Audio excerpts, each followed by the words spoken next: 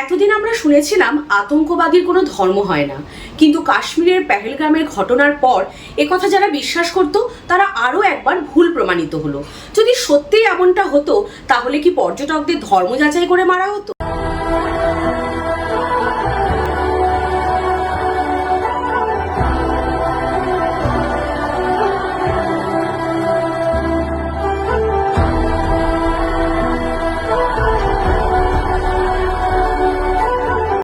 বাইশে এপ্রিল ভারতের বিভিন্ন স্টেট থেকে পর্যটকেরা যখন কাশ্মীরের স্বর্গ সৌন্দর্যে মেতে উঠেছিলেন, ঠিক সেই সময় আতঙ্কবাদী হামলায় ২৬ জন পর্যটকের মৃত্যুতে তৈরি হলো আবারও এক ব্ল্যাক ডে।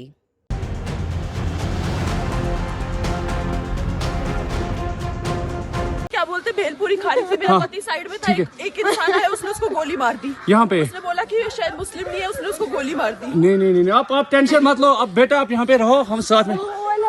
मैडम ये जो भीड़ साहब है प्रेसिडेंट, आप टेंशन मत लो। मेरे पति को बचा लो, हम बचा देगा, कोई बात नहीं। भैया तो करिए फोन प्लीज भगवान के लिए बचा लो। दब सिमन युवा डिजाइन किया है। এবারও কি আমরা পাকিস্তানকে ছেড়ে দেব? প্রধানমন্ত্রী নরেন্দ্র মোদী সকল ভারতবাসীর এই প্রশ্নের উত্তরে অলরেডি অ্যাকশন নিতে শুরু করেছেন। ঘটনার দিন প্রধানমন্ত্রী আরব সফরে ছিলেন, কিন্তু সকল প্রোগ্রাম কাটছাট করে তিনি তড়িঘড়ি দেশে ফিরে আসেন। এয়ারপোর্টেই তিনি সেরে নেন তার প্রথম মিটিং এবং পরবর্তী মিটিংয়ে তিনি ঘোষণা করেন তার 6টি অ্যাকশন। তার মধ্যে সবথেকে ইম্পর্টেন্ট হলো সিন্ধু জল চুক্তি রদ এবং পাকিস্তানের সাথে সমস্ত কূটনৈতিক সম্পর্ক স্থগিত করা হলো। কিন্তু এই শাস্তি পাকিস্তানের জন্য যথেষ্ট নয়। আমরা সকল ভারতবাসী রক্তের বদলে রক্ত চাই, আর আমরা চুপ থাকতে চাই না। যে ইসলামী সংগঠন ভারতবর্ষের হিন্দু পর্যটকদের মারতে এক মুহূর্তও ভাবলো না, তাদের প্রতি অ্যাকশন নিতে আমাদেরও বেশি সময় নেওয়া উচিত না। ২৬শে জানুয়ারি যে সামরিক শক্তির প্রদর্শন করা হয়, সেটা যে শুধু বিদেশিদের এন্টারটেন করার জন্যই নয়, সেটার কি ভয়াবহ রূপ হতে পারে সেটা এবার পাকিস্তানকে দেখানোর সময় এসেছে। এ পাকিস্তান শোধরাবার নয়। আগেও অনেকবার আমরা পাকিস্তানকে ক্ষমা করেছি, কিন্তু আর নয়। এবার ভারতবাসী বদলা চায়। ভাবুন তো, একটা ছোট্ট শিশুর সামনে তার পিতার মৃত্যু, বা 7 দিনের বিবাহিত জীবনে স্ত্রীর সামনে স্বামীর মৃত্যু, এসব বিবৃতি দেওয়াটা যতটা কঠিন তার থেকেও বেশি মর্মান্তিক এই ঘটনাগুলোকে মেনে নেওয়া। তাই এবার সময় এসেছে টেররিজমকে নির্মূল করে দেওয়ার।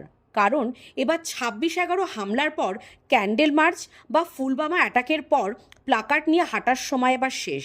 এবার আর শুধু নিন্দা নয়, এবার চাই বদলা। এই ঘটনার পরিপ্রেক্ষিতে সারা বিশ্বব্যাপী অনেক রাষ্ট্রনেতাই প্রধানমন্ত্রী নরেন্দ্র মোদীকে আশ্বস্ত করেন এই নক্করজনক ঘটনার প্রতিবাদে তারা আমাদের পাশে আছেন। ইসরায়েল প্রধানমন্ত্রী বেঞ্জামিন নেতানিয়াহু যেমন তাদের দেশের জনগণের মৃত্যুর বদলা নিয়েছিলেন গাজাকে নিশ্চিহ্ন করে দিয়ে, সেই রকমই ভারতবর্ষের প্রত্যেকটা নাগরিক আজ চাইছে পাকিস্তানকে এরকমই একটা যোগ্য জবাব দিতে। পেহেলগাম ঘটনার ফার্স্ট অ্যাটাক সিন্ধু জল চুক্তি হ্রদের মাধ্যমে প্রথম মিসাইল নরেন্দ্র মোদী অলরেডি ছেড়ে দিয়েছেন, আর এতেই পাকিস্তান আজ করতে পারছে আরও কত ভয়ঙ্কর পরিণাম আসতে চলেছে। আর তাই সিন্ধু জল চুক্তির প্রতিবাদে 1972 সালে সিমলা চুক্তি রদ করল পাকিস্তান। মূর্খ পাকিস্তান এবার নিজের পায়ে কুড়ুল মারল। লাইন অফ কন্ট্রোল যদি চুক্তির বাইরে চলে আসে, তাহলে পিওকেকে ফিরিয়ে আনা আমাদের অনেকটাই সুবিধা হবে নাকি? এ বিষয়ে আপনাদের কি মতামত? এই সিমলা চুক্তি আমাদের হাত বেঁধে রেখেছিল, আর এবার পাকিস্তান নিজেই থালায় সাজিয়ে আমাদের হাতে পিওকেকে তুলে দিল।